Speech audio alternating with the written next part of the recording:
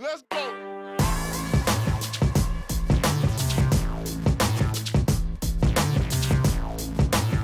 Thank you again for joining me on another video. This is your host Ahdontron with NerdTots. We're going to do another anime review. This time we're reviewing Children of the Sea. This is a movie I found on Netflix, and I double checked. You can find this on Amazon Prime too and elsewhere, but that's just where I found it, and it works for me. Now, going into this movie, it came out in 2019. The synopsis of the film is a young girl gets drawn into a mystery of the sea that involves two mysterious boys. And that's the quick synopsis. The version I watched was dubbed. You can also watch it subbed. It's up to you how you prefer to enjoy your anime. Now, as usual, if you don't want to get any spoilers, go to the description below. If you don't want to check the description, look on the screen. But you can skip ahead and get the non-spoiler review at that point. With that being said, let's talk about this movie. So we start off with a little girl looking at fish, and you can tell it's in an aquarium. The first thing that caught my attention was like the art styling, like her eyes, which is huge, and a lot of details on the eyes. Kind of looks like sketch work. And then the fish. You can tell there was like CGI work on the fish, but very beautifully done. Very captivating. And then all of a sudden, like, just looks like a whale, but it's like a glowing whale.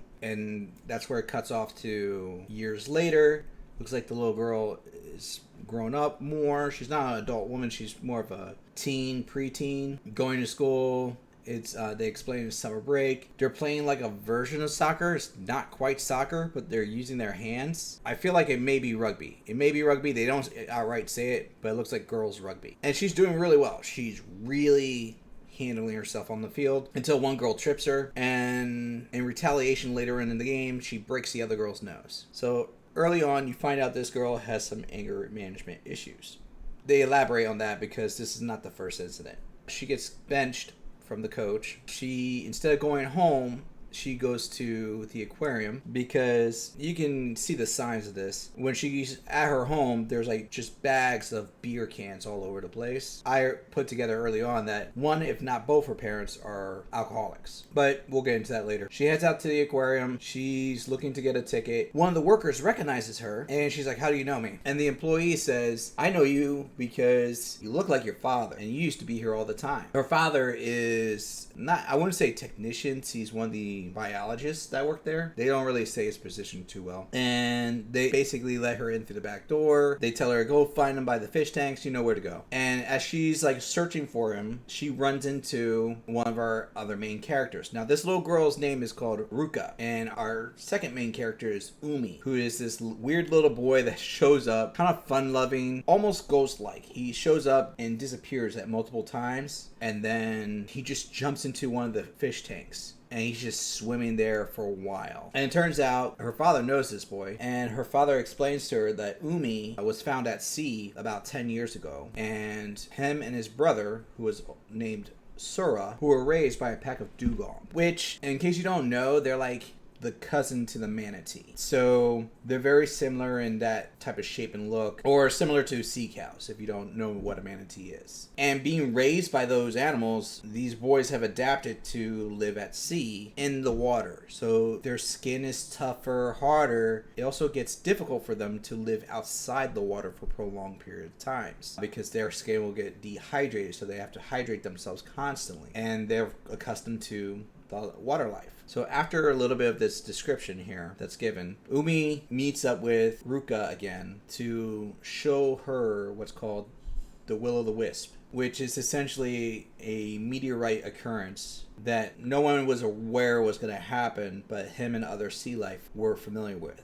And basically she witnessed a shooting star. Now, while all this is happening, while she's introduced and being met with Umi and, seeing the shooting star, the sea life is all culminating to a singular spot, and they're all swimming and starting to react, what I'm assuming, to the meteorite at that time. And scientists or biologists are discussing in the background of the story as this is going of what's called the Celebration Festival, and that they're trying to get there and they're wanting to study the Celebration Festival and see what's going on, see the real purpose and meaning of it. You eventually meet Sora, who is like this low-key character. He's like very calm, collected, where Umi is very lively. And Sora comes off as a jerk. Quite literally, he comes off as a jerk. At one point, like, Ruka's there at the beach, and he sees her, he goes, "So you're looking for Umi?" Umi's already offshore, he's doing his own thing, and I don't think he's quite into you as you're into him. Just calls it right out, like that.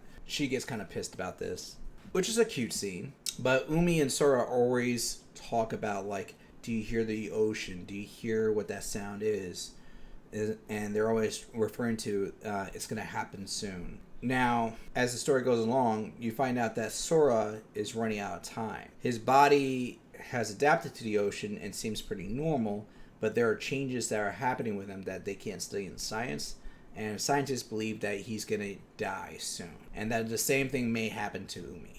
Ruka finds out this, she gets upset, but she still accepts this. And the one thing she doesn't accept is, like, her living situation with her folks. So her father works at the aquarium, but does not live with her and her mother. Her mother is alcoholic, and her mother doesn't really keep track of her. So her mother eventually finds out that she's going to see her father at the aquarium. And her mother used to work at the aquarium, but due to anger management issues and so forth, she's on leave of absence. And eventually the mother realizes that Ruka is going to the aquarium and heads over to find where Ruka is. Ruka decides to disappear with Umi and Sora. They steal a boat, and while they're on the boat, they realize that Sora heard the song of the whales, and they realize there's something unique about Ruka, even amongst them. After the realization was done, Sora realizes that he may see what he's looking for,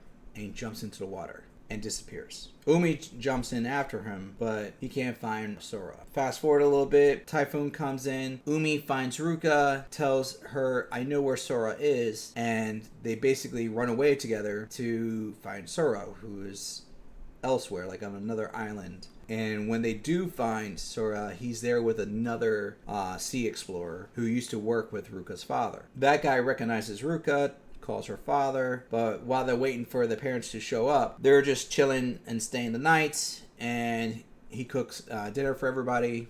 Seems nice and dandy. Umi's sleeping back in the tent. Sora and Ruka are watching the waves, and they're talking about how beautiful it is to see, like, certain plankton, how it changes the color of the life of the ocean, how, like, swimming is super easy if you can find certain pockets, making sea life beautiful kind of situation conversation. And then out of the blue, Sora kisses Ruka. At first I was like, oh, that's cute. And then all of a sudden I'm like, ooh, that's open mouth. They're too young. And then she pulls away and she goes, "What did you make me swallow?" Sora says, "It's the meteorite. I just want you to hold that safe for me. And when the timer's right and Umi looks like he's in trouble, reach into your stomach and give it back to him to save his life." And then he walks off into the ocean. I was like, whoa, that's a lot to process in one moment. But as he's walking off into the ocean, he starts to glow and he, like, kind of passes out into the water.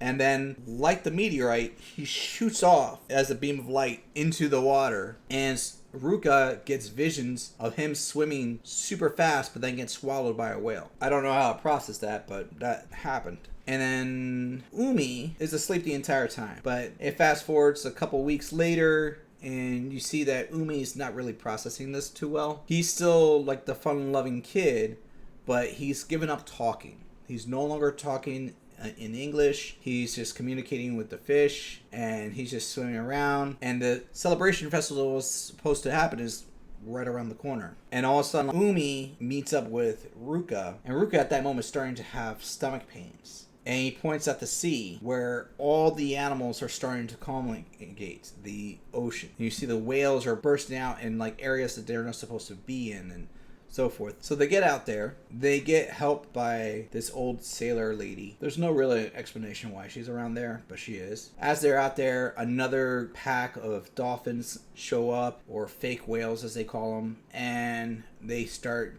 swimming around the boat. Umi jumps in. Ruka chases after Umi. They start swimming around. And then what best description I could have is what feels like a 30-minute art sequence happens, where it goes from one extreme thing to another. Like, all of a sudden, the boat's no longer there. Ruka's looking for Umi. A giant whale jumps out of the water. And then, kind of like the abyss, so, like, all these lights happening and bubbles happening. And the whale jumps out and swallows. It's not like a killer whale. It's like a humpback whale.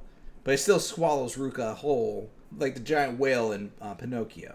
And then it goes into these other scenes where she's like in the stomach of the whale, and a shadowy character comes out looking like Sora, but it's not Sora, and just refers to, like, I'm just speaking to you in this way because this is a memory of yours and this is the best way to describe what's going to happen. He's like, you can leave or you can stay. I don't know if you'll survive the experience, but you're about to witness the eye of the universe. And she's like, I'll stay. And he's like, all right. Then all of a sudden, like, everything just forms in around her and explodes out at the same time. You see the sea life turn into, like, the stars and galaxies, and it's kind of like she's fusing and becoming one with nature and the universe at the same time. Is the best description I have. This is going to be a hard description to break down because it's like one of those things you have to witness, because it's not really a verbal description that's really given in this. His visually a lot happening.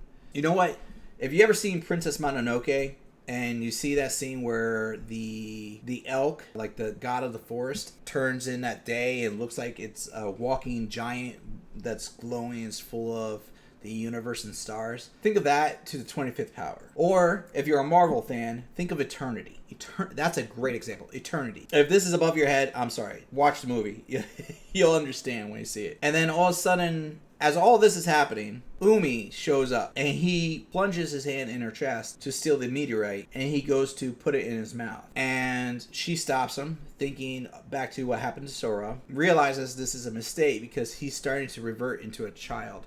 Like infant child, as this is happening. And then she grabs the meteorite back and puts it back into him. And what was happening to her kind of switches now. She becomes normal and he becomes like the eternity-like creature. When that finalizes, he starts dispersing. He's just breaking down into pieces. But each piece that's breaking down looks like these little swirls, which the best description I can say is they look like small galaxies. And they're all separating out. And he tells her, without saying anything to her, she's narrating this, he says goodbye, even though she doesn't want him to go.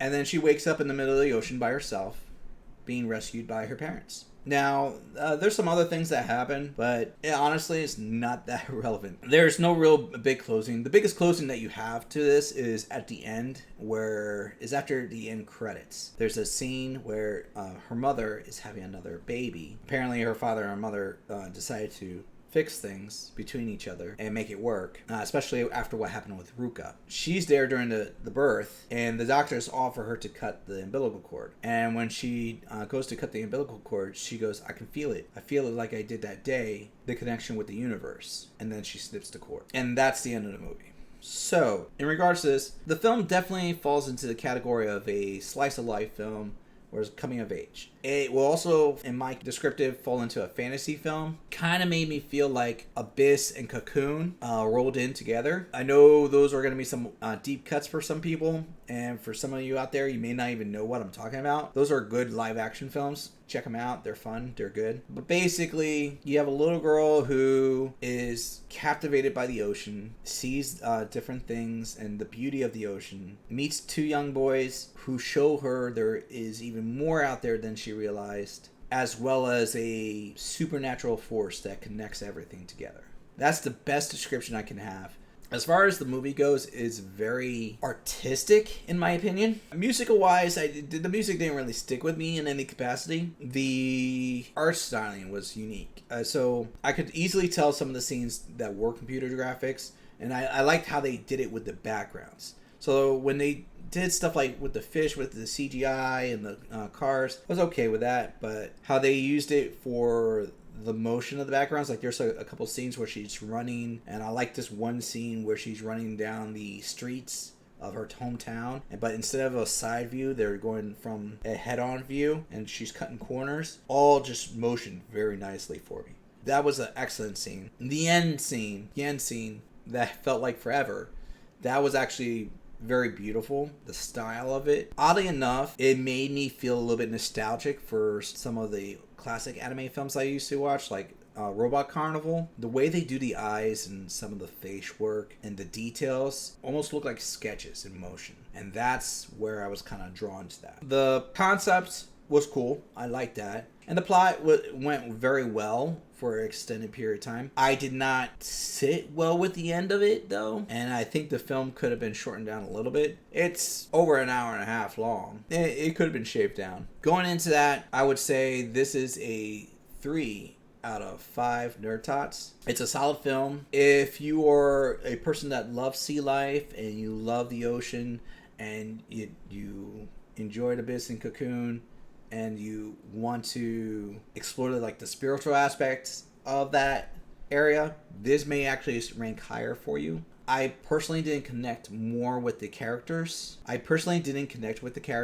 So as visually stunning as it was, it kind of had a distance factor to me. So I would say it's great to watch if you're into that. If you're not, it's good for one time, but that's probably where I'm going to keep this. I'm not going to be out there going, I need to buy this movie and I need to show this film to anybody else. I'll watch this the one time and be done, and I'll enjoy it. But yeah, 3 out of 5 NerdTots, and I'm going to go with that. Otherwise, if you've seen this film, comment below. Let me know what your opinion was. Was I right? Was I wrong? If you like this video and you want to see more, smash that like button, hit subscribe. And as always, continue watching anime, expand your mind, and be excellent. Let's go!